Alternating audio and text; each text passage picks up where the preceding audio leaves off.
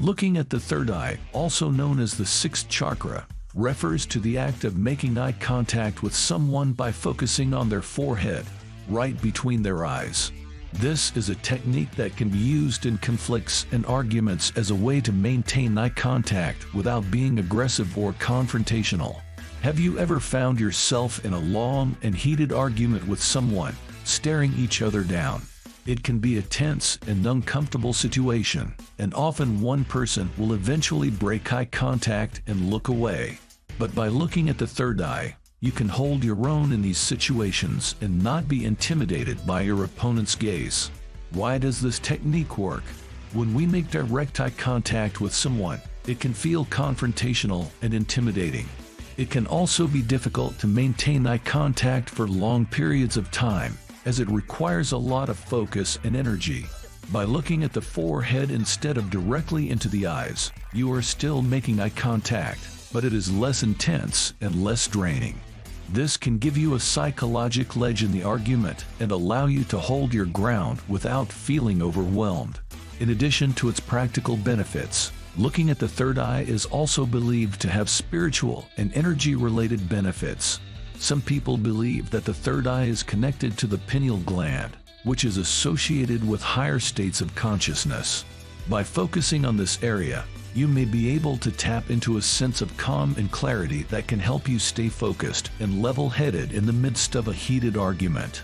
So next time you find yourself locked in a stare-down with someone, try looking at their third eye.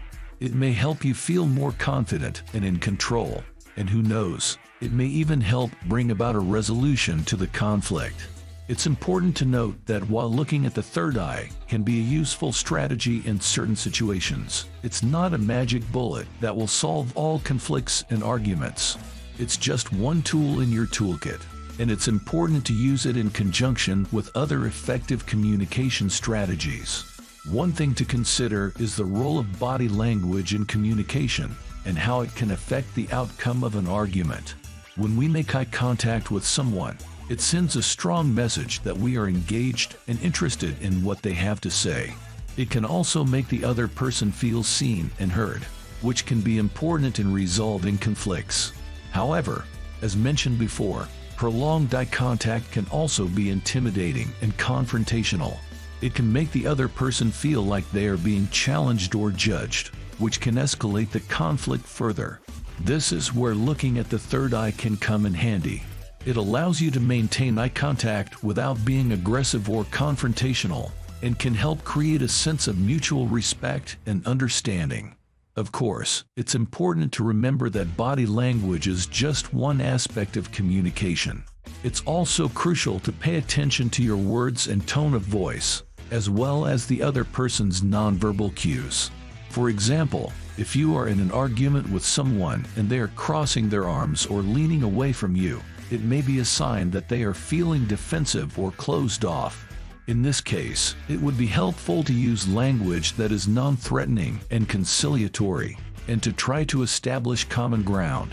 On the other hand, if the other person is leaning in and maintaining eye contact, it may be a sign that they are open to hearing your perspective. Another important factor in conflicts and arguments is empathy. When we are able to understand and relate to the other person's perspective, it can go a long way in resolving misunderstandings and finding common ground. For example, if you are in an argument with a colleague about a project, it can be helpful to try to see things from their perspective. Maybe they are feeling overwhelmed and undervalued, and that's why they are being resistant to your ideas. By taking a step back and trying to understand their feelings and needs, you may be able to find a way to work together more effectively. Of course, this doesn't mean that you should compromise your own values or needs. It's important to be assertive and to stand up for yourself when necessary. But being able to understand and relate to the other person's perspective can help create a more productive and harmonious relationship. Another aspect to consider when it comes to conflicts and arguments is the importance of listening. Often, when we are in a disagreement with someone, we are so focused on making our own point that we stop really listening to what the other person is saying. But effective communication is not just about speaking, it's also about listening. By actively listening to the other person, you can better understand their perspective and the reasons behind their point of view. This can help you find common ground and come to a resolution that works for both parties. There are several strategies you can use to improve your listening skills. One is to practice active listening, which involves fully focusing on the other person and what they are saying, without interrupting or formulating your response in your head. This can be difficult, especially in the heat of an argument, but it can make a big difference in the outcome of the conversation. Another strategy is to ask clarifying questions. This can help you better understand the other person's perspective and what they are trying to communicate. It can also show them that you are genuinely interested in what they have to say. It's also important to be open to the possibility that you may be wrong. No one is perfect, and it's possible that the other person has a valid point that you haven't considered. By being open to the possibility of being wrong, you can be more receptive to their perspective and find a resolution that works for both parties. Another important factor in conflicts and arguments is the ability to compromise. Often, when we are in a disagreement with someone, we are so focused on our own needs and wants that we forget to consider the other person's perspective. This can lead to a stalemate, with neither party willing to budge.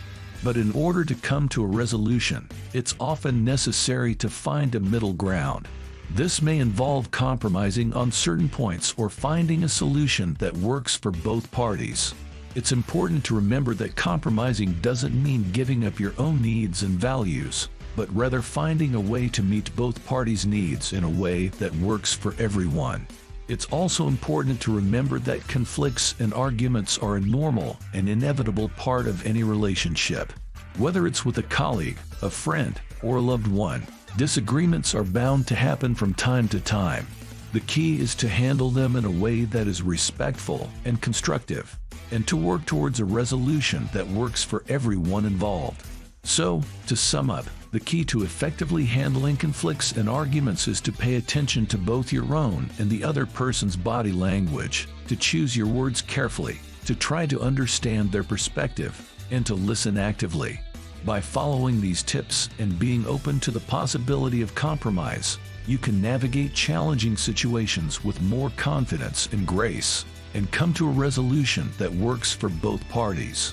I hope these additional tips were helpful, and that they give you some strategies to use in your future conflicts and arguments. Remember, effective communication is an ongoing process, and it takes practice and patience to get it right. But with a little bit of effort and awareness, you can improve your ability to handle conflicts and arguments in a healthy and productive way.